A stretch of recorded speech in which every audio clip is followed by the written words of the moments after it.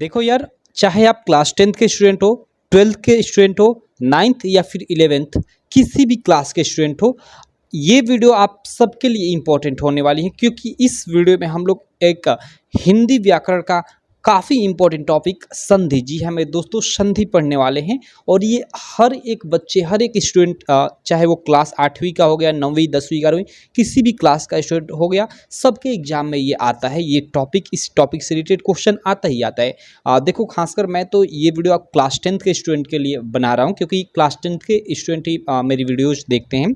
लेकिन किसी भी आप क्लास के स्टूडेंट हो, इस वीडियो को देख सकते हो, कोई दिक्कत नहीं है। इस वीडियो में, मात्र इस एक वीडियो में हम लोग पूरा का पूरा ये संधि जो टॉपिक है, पूरा का पूरा इसको ख़त्म करेंगे, ठीक है। और वीडियो के अंत तक देखना, आपको संधि बिल्कुल क्लियर हो जाएगा। शायद आप इससे पहले संधि इस तरह से नहीं पढ़े होंगे।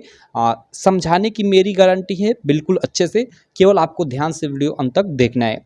बाकी कहूँगा, चैनल को अभी तक आप सब्सक्राइब नहीं किए हो तो चैनल को सब्सक्राइब कर लेना और बेल आइकन को दबा लेना, जिससे मैं जो भी वीडियो बनाऊँ उसकी जानकारी आपको हो जाए और आप उस वीडियो को देख सको। तो चलो हम लोग इस वीडियो को यार शुरू कर दें। सबसे पहले तो हम लोग का संधि आ जाता है। संधि क्या होता है? तो देखो, संधि कहीं डिफिनीशन नहीं आता है, लेकिन यहाँ पे लिख दिया गया है, चलो देख लेते हैं। जब दो वर्ण पास पास होते हैं तो पहले शब्द के अंतिम वर्ण का दूसरे शब्द के प्रथम वर्ण के साथ मेल होता है और इनके विकार, मतलब संयोग से जो विकार उत्पन्न होता है उसे ही संधि कहते हैं। जैसे मान लो, जैसे विद्या है, देखो ये आप लोग की क्या है, विद्या प्लस अर्थी, आपने पढ़ा होगा। विद्या प्लस अर्थी इक्वल टू होता है क्या, विद्यार्थी। तो यहाँ पे देखो, हमें क्या पूछ रहा है कि जब दो वर्ण पास पास होते हैं तो पहले शब्द के, ठीक है, पहले शब्द के अंतिम वर्ण यानी ये वाला विद्या, यहाँ पे आ है, ठीक है, और यहाँ पे दूसरे शब्द के प्रथम वर्ण यानी यहाँ पर अ है, यानी अ प्लस आ मिलकर अंत में जो विकार उत्पन्न होकर ये विद्यार्थी बना है, यही क्या है, संधि है। बाकी चलो इसको आगे हम लोग और डिटेल में समझेंगे, ठीक है। तो ये संधि की डिफिनीशन है, आप ऐसे बोल सकते हो, बाकी ये याद रखने की कोई ज़रूरत नहीं है। अब संधि के भेद यानी संधि के प्रकारों के बारे में हम लोग जान लेते हैं कि संधि कितने प्रकार की होती है। देखो, संधि आपकी 3 प्रकार की होती है, आप सब लोग पढ़े भी होंगे। फर्स्ट होती है स्वर्ग संधि, जो सबसे इम्पोर्टेंट होती है, ठीक है, और खासकर बोर्ड एग्जाम में इसी से रिलेटेड, इसी से क्वेश्चन आते हैं। बाकी सेकंड होता है व्यंजन संधि और थर्ड होता है विसर्ग संधि। चलो हम बारी बारी से सबको पढ़ लेते हैं। सबसे पहले स्वर संधि। देखो, स्वर संधि के भी आपके 5 टाइप होते हैं, 5 प्रकार होते हैं। तो चलिए उन पाँचों प्रकारों को हम लोग देख लेते हैं। लेकिन उससे पहले हम देखते हैं जो ये स्वर संधि होती है, ये स्वर संधि क्या होती है, इसका मतलब क्या है। देखो, सबसे पहले तो आपको स्वर और व्यंजन वर्ण को बारे में जानने की जरूरत है।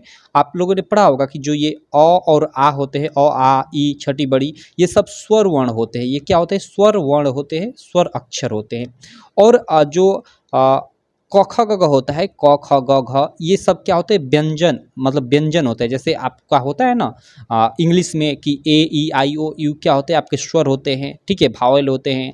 और आपके इसको छोड़कर जो भी होते हैं वो कॉन्सोनेंट होते हैं। उसी प्रकार हिंदी में जो अ आ छठी बड़ी ये सब होते हैं, ये स्वर इनको बोलते हैं। और क ख ग घ जो होते हैं, इनको हम लोग व्यंजन वर्ण बोलते हैं।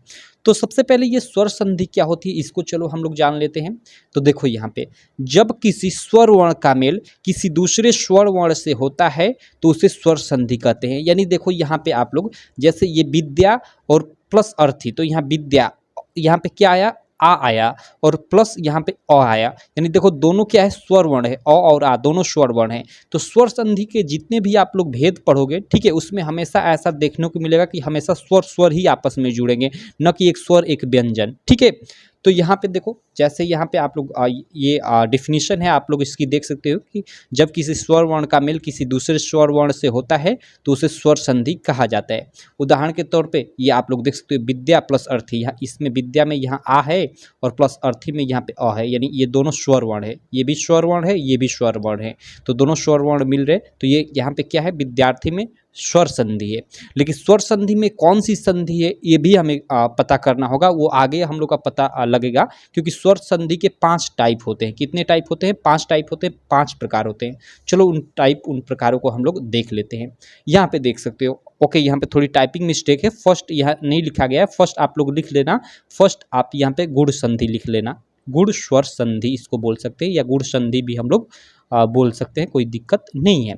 ठीक, तो फर्स्ट आप गुण संधि बोल सकते हो, सेकेंड दीर्घ संधि, थर्ड आप लोग की वृद्धि संधि हो गई, फोर्थ हो गई यड़ संधि, और 5 नंबर आयादी संधि हो गई। तो ये स्वर संधि के 5 प्रकार होते हैं, 5 टाइप होते हैं। इन पांचों प्रकारों को चलिए हम बारी बारी से बिल्कुल डिटेल में पढ़ते हैं। और अगर आप क्लास 10th या फिर 12th किसी भी क्लास के स्टूडेंट हो, ठीक है, तो आप केवल ये मतलब इन पांचों को पढ़ लेते हो तो आपके एग्जाम में इन्हीं से क्वेश्चन आते हैं। बाकी ये जो विसर्ग संधि होती है और ये जो व्यंजन संधि होती है, इन दोनों से आप लोग के एग्जाम में क्वेश्चन मतलब बहुत मतलब क्रिटिकली ही आता है, बहुत कम आता है। लेकिन इनको भी हम लोग इसके जो कुछ फेमस इनके देखो, इनमें बहुत सारा डिफनेस इनमें भी है, लेकिन इनके जो कुछ फेमस रूल है उनको भी हम लोग इस वीडियो में पढ़ेंगे। तो चलो सबसे पहले हम लोग की शुरुआत होती है जो हम लोग का फर्स्ट है गुण स्वर संधि, या जिसको आप गुण संधि भी बोल सकते हैं, उसको हम लोग पढ़ते हैं कि गुण संधि होती क्या है। यहाँ पे अब आपको यहाँ पे ये चीज़ें आपको याद रखने की जरूरत है, इनके मतलब स्वर संधि के पांचों टाइप को याद रखने की जरूरत है। और इसमें गुण स्वर संधि यानी वही गुण संधि को के जो भी नियम है उनको याद रखने की जरूरत है। नियम क्या है, चलो हम लोग नियम देख लेते हैं। ये अगर नियम आपको याद रहता है तो दुनिया का कोई भी मतलब आपको वर्ड दे दिया जाए उसका आप संधि बना लोगे या उसमें संधि पहचान लोगे, अगर गुण संधि का वो उदाहरण है तो। ठीक, देखो नियम क्या है। नियम देखो कि यदि अ या आ के बाद, ठीक है, यदि अ या आ के बाद छठी या बड़ी ई, ठीक है, छठी ई अथवा बड़ी ई, छटाओ या बनाओ अथवा री आए तो दोनों मिलकर ए, देखो यहाँ पे ए नहीं ए है, ओ और अर हो जाते हैं यहाँ पे अर। अब यहाँ पे थोड़ा आपको समझ नहीं आया होगा, चलो यहाँ उदाहरण के माध्यम से हम लोग समझेंगे तो और ज़्यादा आपको बेटर हो जाएगा। लेकिन ये नियम आपको याद रखना है। अब देखो कैसे यहाँ पे शायद आपको समझ ना आया होगा ये नियम, लेकिन यहाँ पे आपको समझ में आ जाएगा। जैसे देखो यदि अ या आ के बाद छठी या बड़ी ई आए, यहाँ पे कह रहा है ना कि यदि अ या आ के बाद छठी ई अथवा बड़ी ई आए तो क्या हो जाता है, ए हो जाता है। तो देखो और या आ के बाद छठी या बड़ी ई आए तो यहाँ पे ए हो गया है, या छटाऊ या बड़ाऊ आए, ठीक है, इसके बाद तो उसका ओ हो जाता है। तो देखो यदि अ या आ के बाद छटाऊ या बड़ाऊ आए तो उसका ओ हो जाता है। या फिर या अ या आ के बाद आपका मान लीजिए री आ गया, ठीक है, कहीं तो वो आपका अर हो जाता है, और ये आ के बाद री आ जाए तो अर हो जाता है। तो ये नियम आपको याद रखना है कि यदि अ या आ के बाद छठी या अथवा बड़ी ई आए तो ए हो जाता है, अ या आ के बाद छटाऊ या बढ़ाऊ आए तो ओ हो जाता है, और यदि अ या आ के बाद री आए तो उसका अर हो जाता है गुण स्वर संधि में या गुण संधि में। अब जैसे एग्जाम्पल के तौर पे हम लोग कुछ चीज़ें देख लेते हैं।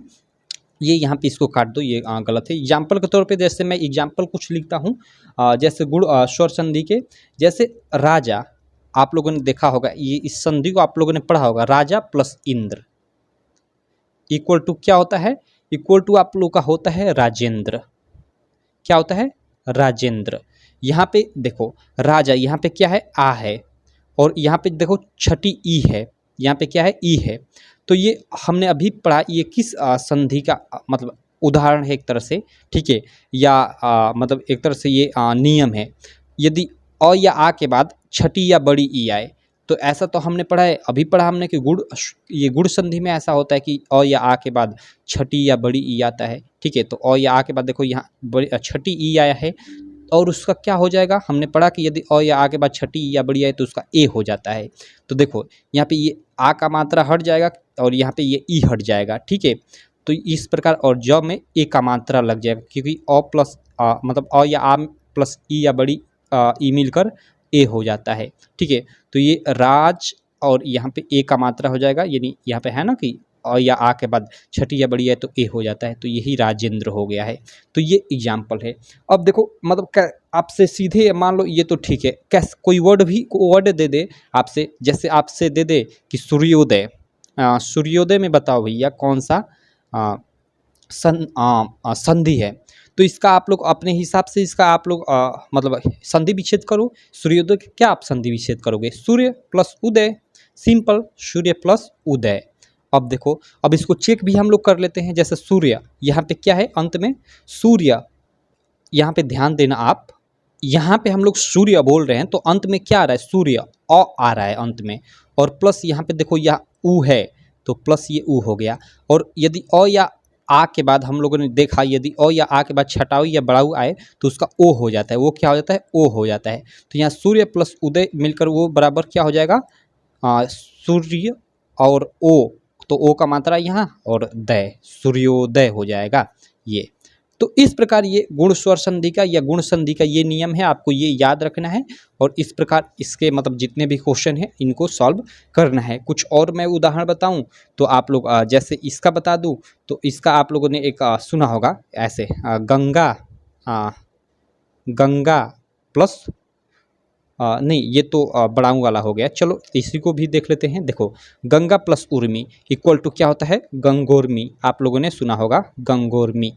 ऐसे ये कैसे, गंगा आ का मात्रा और प्लस यहाँ बड़ाऊ, तो यानी ये क्या हो जाएगा, यदि अ या आ के बाद या छटाऊ या बड़ा हुआ है तो ओ हो जाता है। तो देखो यहाँ गंगो ओ हो गया है, ओ का मात्रा लग गया है।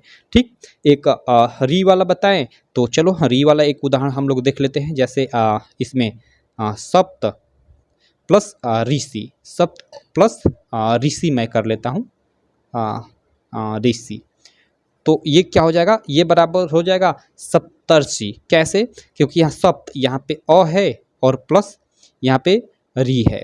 तो हमने अभी पढ़ा कि यदि अ या आ के बाद री है तो अर हो जाता है, क्या हो जाता है, अर हो जाता है। तो ये सप्तर्षि हो जाएगा। अर मीन्स वही उड़नतुआ र, ठीक है, यहाँ अर कहने का मतलब कि उड़नतुआ र का मात्रा हो जाता है। तो ये सप्त प्लस ऋषि इक्वल टू सप्तर्षि हो जाएगा, सप्तर्षि। ये यहाँ पे उड़नतुआ र, ये मतलब ये तो मात्रा है ही और ये उड़नतुआ र हो जाएगा। ठीक, तो इस प्रकार ये आप लोग का गुण स्वर संधि होता है, इसका ये नियम होता है। और कुछ इस प्रकार मैंने ये कुछ उदाहरण बताए, इस प्रकार आप लोग इसका संधि विच्छेद करोगे। तो आशा करता हूँ आपको ये समझ में आ गया होगा गुण स्वर संधि। इसका आप लोग ये नियम याद कर लीजिएगा, ये नियम आपको बिल्कुल रट्टा होना चाहिए, याद होना चाहिए। ठीक, चलो अब अगला हम लोग संधि देख लेते हैं। गुण स्वर संधि के बाद अगला इसका दीर्घ स्वर संधि, ये आसान है दीर्घ स्वर संधि। देखो यहाँ पे हम लोग आ जाते हैं और इसको हम लोग देख देते हैं दीर्घ स्वर संधि, या इसको आप दीर्घ संधि भी बोल सकते हो। इसमें क्या होता है, इसमें देखो इसमें आपको याद क्या रखना है, इसमें ये याद रखना है ना, यहाँ पे देखो यही जो नियम है, यहाँ पे देखो, यहाँ पे ये नियम इसको यहीं पे मतलब यहाँ पे शॉर्ट में लिखा गया है कि यदि अ या आ के बाद वही वर्ण अ या आ आए तो आ हो जाता है, या छठी ई या बड़ी ई के बाद छठी या बड़ी ई आए तो उसका बड़ी ई हो जाता है, या छटाऊ ऊ अथवा बड़ाऊ ऊ के बाद छटाऊ या बड़ाऊ आए तो उसका बड़ाऊ हो जाता है। सिंपल, ये दीर्घ संधि का उदाहरण है। ठीक है, मतलब दीर्घ संधि का उदाहरण मैं बोल रहा हूँ, दीर्घ संधि का ये नियम है। क्या नियम है, यदि अ या आ के बाद अ या आ है तो आ हो जाता है, यदि छठी ई या छटाऊ बड़ी ई के बाद छठी या बड़ी ई आए तो बड़ी ई हो जाता है, या छटाऊ अथवा बड़ाऊ के बाद छटाऊ या बड़ाऊ ही आए तो उसका ये बड़ाऊ हो जाता है। ठीक, इसको आप लोग कैसे, इसका एग्जाम्पल के तौर पे हम लोग देख लेते हैं। तो देखो यहाँ पे उदाहरण है कुछ, जैसे गिरी प्लस ईस। तो देखो गिरी यहाँ पे क्या है, यहाँ पे किस चीज़ का मात्रा है, ठीक है, छठी का, इधर से है तो छठी का मात्रा है। ठीक है, यानी यहाँ पे छठी का मात्रा है, ये सॉरी मैंने बड़ी लिख दिया, छठी, यहाँ पे छोटी का मात्रा है ना, और ये प्लस बड़ी यानी बड़ी की मात्रा है। तो हमने यहाँ पे क्या देखा, यदि छठी या बड़ी के बाद छठी या बड़ी की मात्रा है तो बड़ी का मात्रा हो जाता है। ठीक है, क्या हो जाता है, वहाँ पे बड़ी का मात्रा हो जाता है। तो देखो यहाँ पे गी और री, यहाँ पे देखो ये र है ना, तो इसमें छठी की मात्रा था तो यहाँ पे बड़ी का मात्रा हो गया, क्योंकि नियम यही कहता है कि छठी या बड़ी के बाद छठी या बड़ी आए तो बड़ी ई हो जाता है। तो देखो यहाँ री पे इधर से मात्रा हो गया, यानी ये इधर से मात्रा जो है बड़ी की मात्रा है, तो गिरीश आप लोग देख रहे हो। या देखो यहाँ पे भानु प्लस उदय है, भानु यहाँ पे छटाऊ ऊ है, ठीक है, भानु ऊ है यहाँ पे। ठीक है, और ये छटाऊ का मात्रा होता है, ऐसे वाला छटाऊ का होता है, ऐसे वाला बड़ाऊ का होता है, आप लोग जाने होंगे। तो यहाँ छटाऊ का मात्रा है, तो ऊ है यहाँ पे प्लस उदय, यानी ऊ के बाद ऊ ही आ रहा है। तो यहाँ है ना नियम की मतलब छटाऊ या बड़ाऊ के बाद छटाऊ या बड़ाऊ आए तो बड़ाऊ हो जाता है। तो देखो छटाऊ या बड़ाऊ के बाद छटाऊ बड़ाऊ, तो यहाँ भानु, देखो यहाँ ये बड़ाऊ का मात्रा, यहाँ 9 पे क्या हो गया है, बड़ाऊ का मात्रा हो गया, भानुदय हो गया है। ठीक, ये वह हट गया है। ठीक है, और यहाँ पर बड़ाऊ का मात्रा 9 में हो गया है। तो ये क्या है, ये आप लोग की दीर्घ संधि है। ये क्या है, आप लोग की दीर्घ संधि है, यानी इसमें दीर्घ होता है, इसमें बड़ा वाला हमेशा ये बड़ा वाला होता है। यदि अ या आ के बाद अ या आ आए तो आ होगा, या छठी ई बड़ी ई के बाद छठी या बड़ी ई आए तो बड़ी ई होगा, या छटाऊ या बड़ाऊ के बाद छटाऊ या बड़ाऊ आए तो बड़ाऊ होगा। जैसे यहाँ पे और एग्जाम्पल देख सकते हो आप लोग, शिव, ठीक है, शिव प्लस आलय। ठीक है, यहाँ पे किसका मात्रा है, अ का मात्रा, प्लस यहाँ पे आ है। ठीक है, यहाँ पे आ है, तो ये क्या हो जाएगा, आ हो जाएगा। तो देखो यहाँ पे ये सी वो यहाँ अ का मात्रा है और यहाँ पे आ का मात्रा है, तो ये क्या हो जाएगा शिवालय। देखो यहाँ व में आ का मात्रा लग गया है, शिवालय हो गया है। क्या हम लोगों ने वो विद्या प्लस अर्थी वाला देखा था ना उदाहरण पीछे, देखो विद्या प्लस अर्थी इक्वल टू हमने देखा था विद्यार्थी होता है। कैसे होता है, तो देखो विद्या यहाँ पे आ का मात्रा है और प्लस यहाँ पे अर्थी अ का मात्रा है। तो यहाँ पे हमने पढ़ा, अभी पढ़ा कि यदि अ या आ के बाद अ या आ आए, ठीक है, तो आ हो जाता है। ठीक है, तो यहाँ पे क्या हो जाएगा, वही विद्यार्थी हो जाएगा, ये हट जाएगा, क्या हो जाएगा, विद्यार्थी हो जाएगा। यही इक्वल टू ये विद्यार्थी होता है। तो विद्यार्थी में कौन सी संधि होती है भाई, तो होती है दीर्घ संधि। ठीक, आई होप आपको दीर्घ संधि क्लियर हो गई होगी।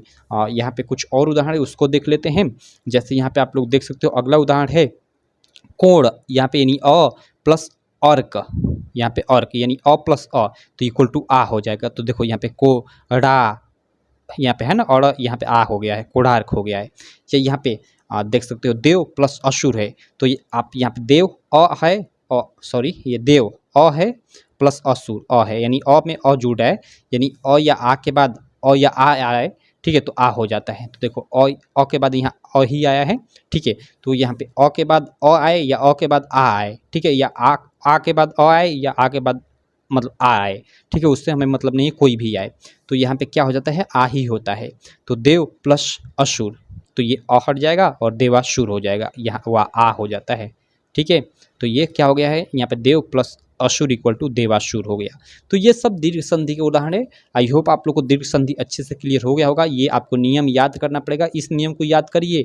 अगर ये आपको कॉम्प्लिकेटेड लग रहा है तो इस चीज़ को आप लोग मतलब अपने दिमाग में रख लीजिएगा कि ये जो दीर्घ संधि होती है इसमें क्या होता है कि यदि अ अथवा आ के बाद अ या आ आए तो आ होता है, छठी या बड़ी ई के बाद छठी या बड़ी ई आए तो बड़ी ई होता है, या छठाऊँ या अथवा बड़ाऊँ के बाद छठाऊँ या बड़ाऊँ आए तो बड़ाऊँ ही होता है। ठीक, और इसका कुछ मैंने ये एग्जाम्पल भी आपको समझा दिया। तो आशा करता हूँ आपको ये दीर्घ संधि भी अच्छे से क्लियर हो गई होगी।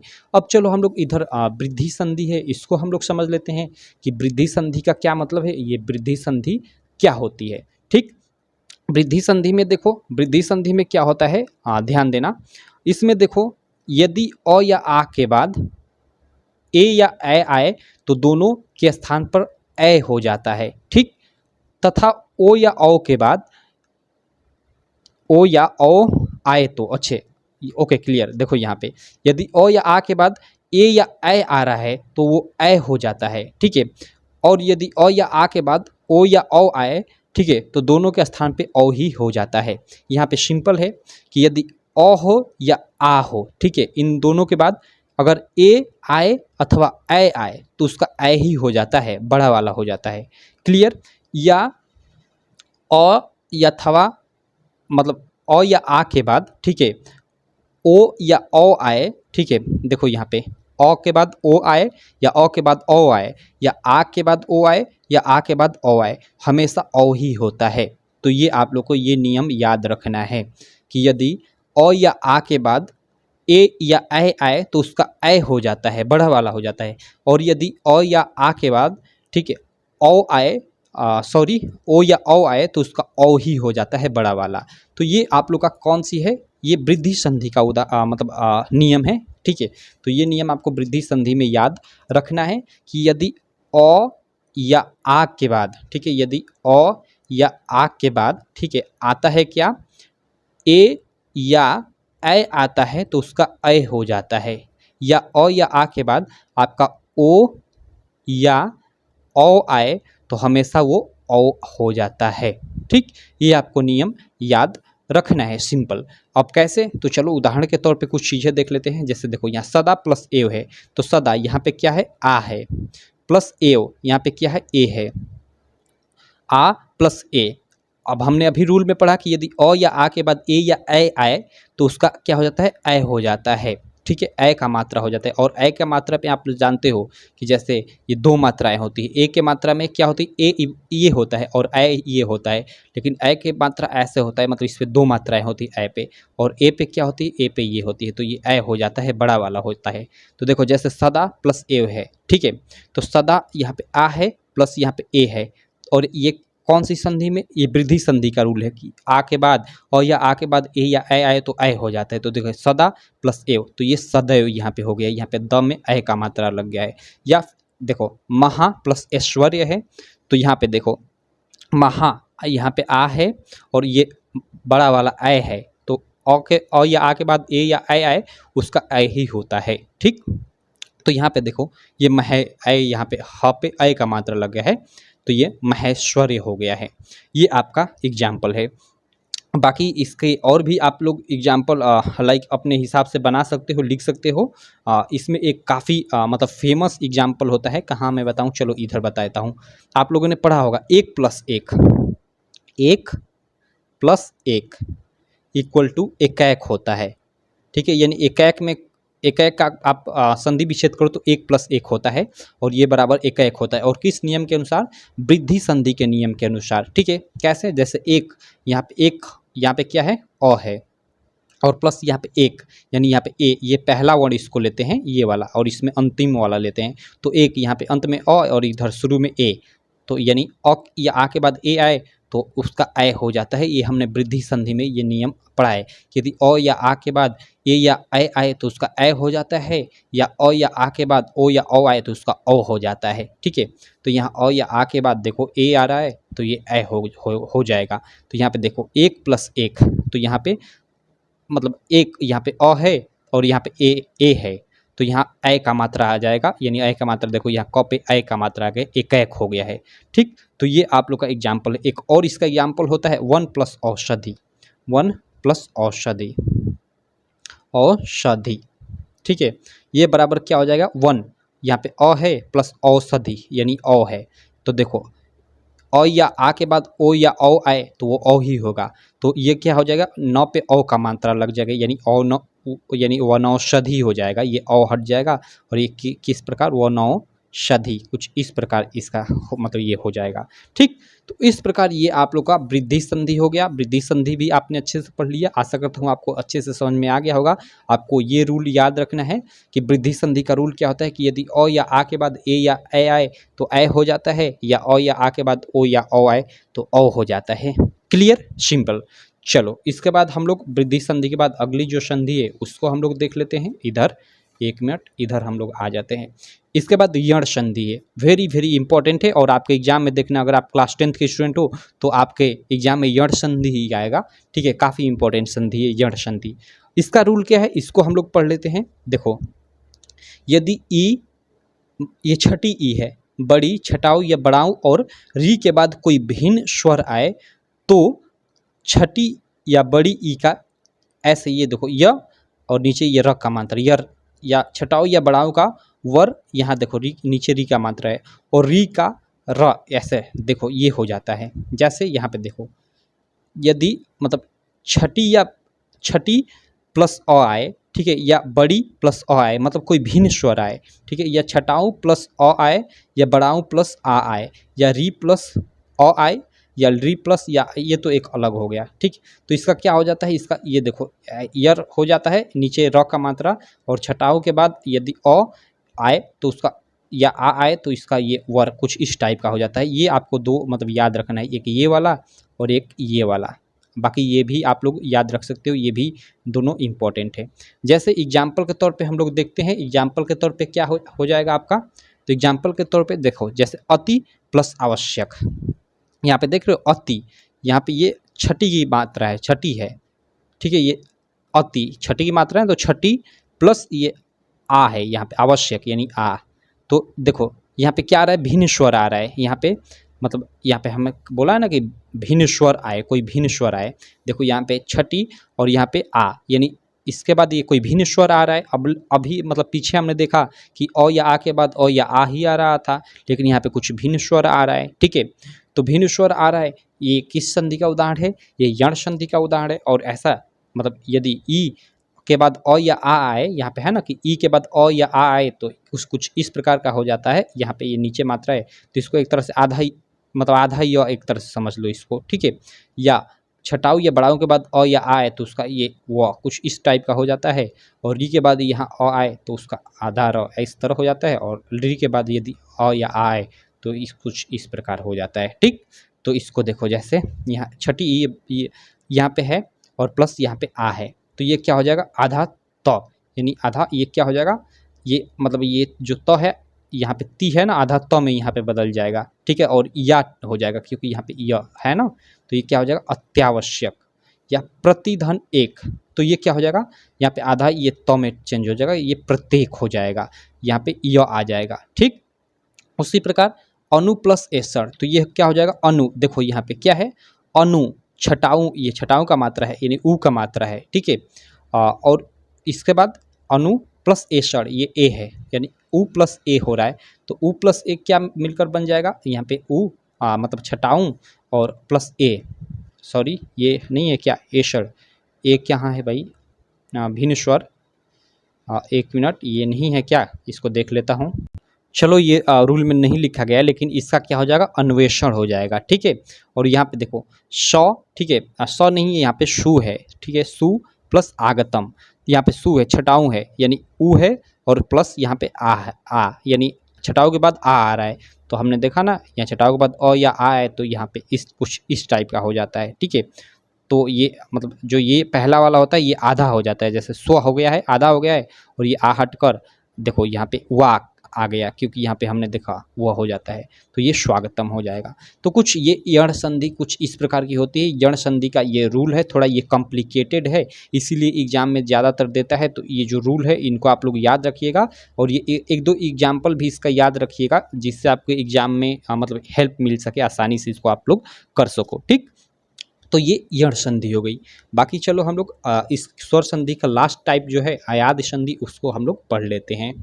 ओके, तो देखो यहाँ अयाद संधि का मतलब नियम क्या है, इसको पढ़ लेते हैं। देखो यदि ए ए ओ, ठीक है, ए ए ओ औ ये चार है के बाद कोई भिन्न स्वर आए तो क लिखा है यानी ए का अय हो जाता है, यानी देखो ए के बाद कोई भिन्न स्वर आए यहाँ पे तो ए का क्या हो जाता है अय हो जाता है, ठीक, सॉरी ए का यहाँ पे देखो ये वाला अय हो जाता है कुछ इस प्रकार का। अभी ये किस प्रकार होता है उदाहरण हम लोग देखेंगे तो समझ में आएगा। ए का हम लोग का क्या हो जाता है, ए का आय हो जाता है, यानी जो ए है इसके बाद कोई भिन्न स्वर आए तो उसका क्या हो जाता है आय हो जाता है, ठीक।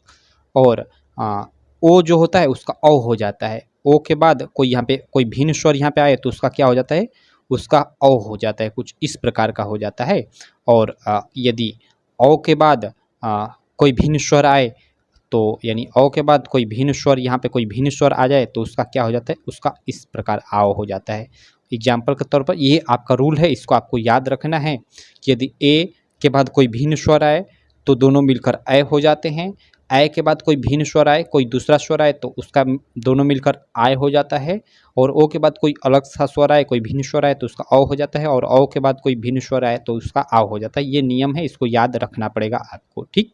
अब चलो जैसे हम लोग पढ़ते हैं पवन, कि पवन में कौन सी संधि है, तो सबसे पहले तो हम लोग इसको मतलब देखो संधि विच्छेद कैसे करेंगे, इसका करेंगे पो प्लस अन। ऐसा हमने क्यों किया, क्योंकि देखो यहाँ पे ओ है, ठीक है, और ओ के बाद कोई भिन्न स्वर कोई जैसे अ आ गया और यहाँ पे भिन्न स्वर आ गया, ठीक है, तो ये दोनों मिलकर क्या हो जाएंगे, देखो यहाँ पे है ना ओ के बाद कोई भिन्न स्वर आए तो उसका औ हो जाता है, ठीक है, क्या हो जाता है औ हो जाता है, तो ये पो प्लस अन क्या हो जाएगा, ये हो जाएगा औ यानी अ का मात्रा यानी पवन हो जाएगा, यहाँ ओ नहीं अब अ हो जाएगा, तो हो जाएगा यहाँ पे पवन, ठीक है, ये अ हो गया और यहाँ पे ओ का मात्रा अ में चेंज हो जाएगा, तो अ में ये चेंज हो गया है। आप लोग देख रहे हो यहाँ प में अ ही तो है ना, तो इस प्रकार ये आप लोग का ये रूल काम करता है। जैसे धातु प्लस इक है, ठीक है, क्या है धातु प्लस इक, तो यहाँ धातु मतलब छटाऊ ऊ है, ठीक है, धातु यहाँ पे हाँ छटाऊ ही है, लेकिन ये अलग सा उदाहरण कोई अलग उदाहरण हो, ये तो है ना धातु प्लस इक, तो ये धात्विक हो गया है। और यहाँ पे देखो नय प्लस इका, नय यानी ए का मात्रा है यहाँ पे, ठीक है, ए, और इसके बाद हम लोग का क्या आ रहा है ई का यानी ई आ रहा है, कोई अलग सा मतलब स्वर आ रहा है, ठीक है, आय के बाद कोई अलग सा स्वर आ रहा है तो इसका क्या हो जाएगा, आय के बाद कोई यहाँ पे अलग कोई भी मतलब कोई भी स्वर आए तो क्या हो जाता है आय में चेंज होता है, तो देखो यहाँ पे आ में चेंज हो गया आय, और यह है तो उसका यह हो गया और ई का हो गया, तो ही नय प्लस ई का इक्वल टू नाई का, कुछ इस प्रकार हो जाएगा। और भो प्लस अन, तो ये क्या हो जाएगा भो यानी ओ है यहाँ पे और प्लस यहाँ पे अ है, कोई ये अलग सा स्वर है मतलब ओ के बाद कोई अलग स्वर आए तो क्या हो जाता है, आव हो जाता है। तो देखो ये क्या हो जाता है, आव हो जाता है, तो भो प्लस अन्न, ठीक है। तो ये क्या हो जाएगा, ये भवन हो जाएगा। क्लियर। तो इस प्रकार इस मतलब इसको आपको करना है। ये सॉरी ये वाला नहीं है, ये वाला नहीं है, आओ तो यहाँ पे भावन हो जाएगा ना, ये भावन हो जाएगा, ये वाला है क्योंकि ओ है यहाँ पे, ओ नहीं है, भो है ना, तो ओ यानी ये वाला रूल काम कर रहा है। ओ के बाद कोई अलग स्वर आ जाए तो ओ हो जाता है, तभी तो यहाँ पे भवन होगा। नहीं तो ये वाला तो रूल लगाएंगे, ओ के बाद कोई भिन्न स्वर आए तो वो आव होता है तो भावन हो जाएगा, ये गलत है। यानी भो प्लस अन इक्वल टू भवन, ठीक है, ये इस रूल पर बैठ रहा है। तो इस रूल को आप लोग को याद रखना है कि यदि ए के बाद कोई भिन्न सा स्वर आए तो वो आय हो जाता है, और आय के बाद कोई भिन्न स्वर आए तो वो आय हो जाता है, ओ के बाद कोई भिन्न सा स्वर आए तो वो औ हो जाता है, और औ के बाद कोई भिन्न स्वर आए तो कुछ इस प्रकार का भाव हो जाता है। और इसका ये आपको कुछ एग्जाम्पल तो इसका याद रखना ही पड़ेगा, ठीक, आपको ध्यान में रखना पड़ेगा। तो ये आप लोग की आयादी स्वर संधि हो गई, अयादी संधि हो गई। तो ये हम लोग की स्वर संधि की 5 टाइप थी, 5 टाइप हमने पढ़ लिया बिल्कुल डिटेल में अच्छे से। इसको आप लोग बिल्कुल अपने माइंड में रखिएगा, इसका प्रैक्टिस कीजिएगा तो आपके दिमाग में ये सारे नियम बैठ जाएंगे। बाकी चलो हम लोग इसके बाद एक व्यंजन संधि होती है उसको हम लोग देख लेते हैं। मतलब संधि क्या, हमने 3 टाइप देखा, स्वर संधि शुरू में, और स्वर संधि की ये हम भेद पढ़ रहे थे, 5 भेद पढ़ लिए। उसके बाद हम लोग व्यंजन संधि को पढ़ लेते हैं कि व्यंजन संधि होती क्या है। देखो अब तक हम लोग स्वर संधि में देख रहे थे, तो स्वर के बाद स्वर में मतलब स्वर जुड़ रहे थे। जैसे हम लोग देखो, जैसे यहाँ पे अ प्लस मतलब ई प्लस अ, यानी दोनों यहाँ पे स्वर है, यहाँ पे दोनों ये जुड़ रहे हैं, सभी हम लोग देख रहे थे कि स्वर जुड़ रहे हैं, ठीक है। यहाँ पे देखो सब स्वर सब जुड़ रहे हैं, लेकिन व्यंजन संधि में कुछ अलग अब होगा, मतलब स्वर नहीं, कुछ इसमें अलग जुड़ेंगे। क्या जुड़ेंगे, देखो व्यंजन से स्वर अथवा व्यंजन से स्वर अथवा व्यंजन के मेल से उत्पन्न विकार को व्यंजन संधि बोलते हैं। यहाँ पे कुछ अलग, मतलब जैसे स्वर से व्यंजन अथवा व्यंजन से स्वर जुड़ेगा, उसमें वहाँ पे क्या होगा, व्यंजन संधि होगा। जैसे यहाँ पे इधर हम लोग और डिटेल में देख लेते हैं, एक मिनट इधर मैं आ जाता हूँ और यहाँ पे हम लोग देख लेते हैं बिल्कुल डिटेल में। व्यंजन से स्वर अथवा व्यंजन के मेल से उत्पन्न विकार को व्यंजन संधि कहते हैं। यानी कोई व्यंजन है, ठीक है, व्यंजन यानी उसमें आपका क ख ग घ ये सब आ जाएंगे, ठीक, और उससे कोई स्वर अथवा व्यंजन जुड़ता है तो उसके विकार से जो संधि उत्पन्न होती है वो व्यंजन संधि होती है। और इसमें बहुत सारे रूल होते हैं, बहुत सारे नियम होते हैं, लेकिन इसमें एक जो फेमस, केवल एक फेमस हम लोग जो आपके एग्जाम में ज़्यादातर आता है उसको पढ़ लेते हैं। जैसे यहाँ पे फर्स्ट ही है, आप लोग देख सकते हो, आप लोगों ने पढ़ा होगा। जैसे सम, यहाँ पे देखो, यहाँ पे म, ये क्या है, यहाँ पे ये व्यंजन है, और यहाँ पे गम, यहाँ पे देखो ये ग भी क्या है, व्यंजन है। तो कि तो व्यंजन व्यंजन जुड़े या व्यंजन के बाद स्वर जुड़े, ठीक है, तो वहाँ पे व्यंजन संधि होती है, क्योंकि हमने अभी पढ़ा यहाँ पे कि व्यंजन से स्वर अथवा व्यंजन जुड़े, ठीक है, तो इसके विकार से जो मतलब संधि उत्पन्न होती है वो व्यंजन संधि होती है। तो यहाँ पे देखो ये व्यंजन है, व्यंजन से यहाँ पे व्यंजन जुड़ा है, या व्यंजन से यहाँ पे स्वर भी कोई आ जाए जैसे अ या आ, तो यहाँ पे व्यंजन संधि होगी। लेकिन स्वर संधि में हमने देखा था कि दोनों जैसे स्वर ही जुड़ रहे थे, लेकिन इसमें ऐसा नहीं है, मतलब इसमें एक स्वर जुड़ेगा तो एक व्यंजन जुड़ेगा। क्लियर, या दोनों व्यंजन ही होंगे।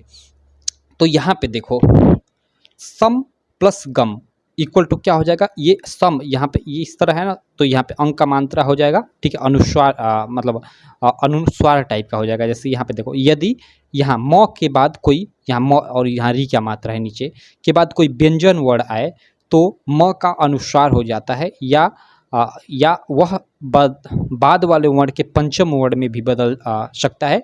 ये वाला काफ़ी मतलब कॉम्प्लिकेटेड चीज़ है, तो इस पे हम नहीं जाएंगे, ये आप लोग के एग्जाम में नहीं आएगा। केवल इतना समझिए कि ऐसे मतलब ये यहाँ री टाइप का यहाँ म में आता है तो ये अंक का मात्रा यहाँ संगम हो जाता है। या जैसे अहम है, कार है, तो यहाँ देखो अहम, यहाँ म है और यहाँ पे कोई व्यंजन वर्ण क आया है तो ये म किस में चेंज हो जाएगा, ये अंक के मात्रा में यहाँ पे चेंज हो जाएगा, तो ये अहंकार हो जाएगा। तो यही केवल एक इम्पॉर्टेंट इसमें रूल है, बाकी इसमें बहुत सारे रूल हैं लेकिन उन पे हम लोग ध्यान नहीं देते, यही आप लोग के एक एग्जाम में आता है। तो बस आप इतना इसमें इतना ही जानिए, ठीक है। बाकी आप जितना स्वर संधि को डिटेल में पढ़ ले वो बेस्ट होगा। इधर हम लोग देख लेते हैं। अब इसके बाद व्यंजन की संधि के बाद तीसरा होता है विसर्ग संधि, इसको भी हम लोग देख लेते हैं, और इसमें भी केवल हम लोग एक ही रूल पढ़ेंगे, ठीक है, जो काफ़ी इंपॉर्टेंट है उसी को। बाकी इसमें भी बहुत सारे रूल होते हैं लेकिन एक ही रूल को पढ़ेंगे। लेकिन सबसे पहले तो हम लोग देख लेते हैं कि व्यंजन संधि क्या होती है। जैसे हम लोगों ने स्वर में देखा था कि जैसे अ प्लस यहाँ पे अ, या अ प्लस आ, या अ प्लस छठी ई या बड़ी ई, मतलब दोनों स्वर स्वर ही जुड़ रहे थे। और हमने व्यंजन संधि में अभी देखा कि व्यंजन संधि में मतलब कोई व्यंजन होगा और उसमें यहाँ पे कोई व्यंजन ही जुड़ेगा या फिर स्वर भी जुड़े, उससे हमें मतलब नहीं है, वहाँ पे व्यंजन संधि होगा। लेकिन विसर्ग में क्या होगा, तो विसर्ग में देखो विसर्ग के साथ स्वर या व्यंजन के मेल से जो विकार उत्पन्न होता है उसे विसर्ग संधि कहते हैं। सबसे पहले विसर्ग तो क्या होता है, जैसे आप लोग लिखते हो ना, जैसे नमः, यहाँ पे अह लगा दिए तो ये क्या हो गया, ये विसर्ग हो गया। ठीक, तो ये विसर्ग में हम लोग का कोई स्वर जुड़े या व्यंजन जुड़े, इसमें कोई स्वर जुड़े जैसे अ स्वर है अ आय, तो ये जुड़े या हम लोग का कोई व्यंजन जुड़े, व्यंजन में जैसे क ख ग घ यहाँ पे या म कुछ भी जुड़ जाए, तो ये आप लोग का विसर्ग संधि का उदाहरण होता है। और जैसे यहाँ पे देखो, जैसे होता है ना मनः धनरथ, तो देखो यह मनः धनरथ, यहाँ यहाँ पे क्या है, यह अ है, यह अह क्या है, ये इसी को विसर्ग बोलते हैं। तो विसर्ग में यहाँ क्या जुड़े, रथ यानी र जुड़ा है, यानी व्यंजन जुड़ा है। ठीक है, तो यहाँ पे आप व्यंजन जुड़े या स्वर जुड़े, जब विसर्ग में व्यंजन या मतलब स्वर जुड़े उससे हमें मतलब नहीं है, कोई भी जुड़े, लेकिन यहाँ अगर विसर्ग है तो यहाँ पे क्या हो जाएगा, विसर्ग संधि हो जाएगा। तो देखो मनः धनरथ, और इसका नियम क्या होता है, ये मनोरथ कैसे हो गया, तो यहाँ पे नियम देख सकते हो, यदि विसर्ग के पहले अ आए और उसके बाद वर्ण का तृतीय चतुर्थ या पंचम, भाई ये काफ़ी कॉम्प्लिकेटेड है, इसको मैं छोड़ता हूँ।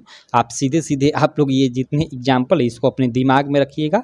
ऐसे तो आप लोग के एग्जाम में ये नहीं आएगा, लेकिन आप लोग देख लीजिए, जैसे मनः प्लस रथ है तो मनोरथ हो जाएगा, सरह प्लस ज है तो ये सरोज हो जाएगा, मनः प्लस भाव है तो ये मनोभाव हो जाएगा, या सरह प्लस वर है तो सरोवर हो जाएगा। यानी आप लोग देख रहे हो हर जगह ओ हो जा रहा है, या मनः प्लस योग है तो ये मनोयोग हो जाएगा, यहाँ वाला हट कर लेकिन योग भी है, मतलब ओ यहाँ पे हो जा रहा है, या सरह प्लस सरोवर, मतलब यहाँ ओ का मात्रा साफ साफ यहाँ पे सब में जुड़ जा रहा है एक तरह से हम लोग देखें तो ये सिंपली आप लोग एक ट्रिक के माध्यम से आप लोग ये मतलब अपने माइंड में रखिएगा।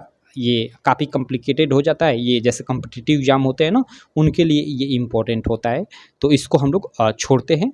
ये दो आप लोग केवल मतलब थोड़ा थोड़ा याद रखिएगा। बाकी आप लोग के एग्जाम में अगर आप बोर्ड स्टूडेंट हैं, क्लास 10th या 12th के या 9th 11th किसी भी क्लास के हो, मतलब स्कूल लेवल पे हो, तो आपके एग्जाम में स्वर संधि ही हमेशा आती है। स्वर संधि के जो अभी हमने 5 टाइप पढ़ा, उन्हीं में से कोई एक आता है, और उनमें से ज़्यादातर आप लोग का दीर्घ संधि या गुण संधि और यण संधि, इन तीनों में से ज़्यादातर आते हैं, तो उनको आप लोग देख लीजिएगा और तैयार कर लीजिएगा। बाकी आप बताइए कि ये वीडियो आपको कैसी लगी।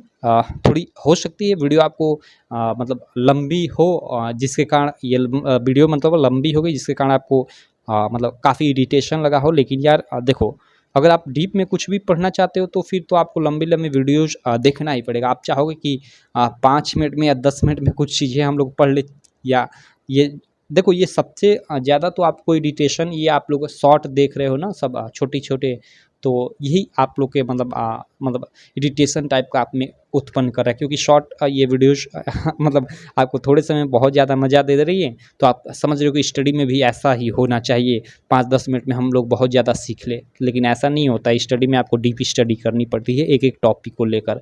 ठीक, तो चलो जो भी हो, आप अगर एक अच्छे स्टूडेंट हो तो मैं आशा करता हूँ कि आप इस वीडियो को एप्रिसिएट करोगे, वीडियो के कमेंट में कुछ मेरे लिए अच्छा लिखोगे। बाकी चलो इस वीडियो में इतना ही रहने देता हूँ। मिलता हूँ इसी प्रकार की नेक्स्ट वीडियो में, तब तक के लिए थैंक यू।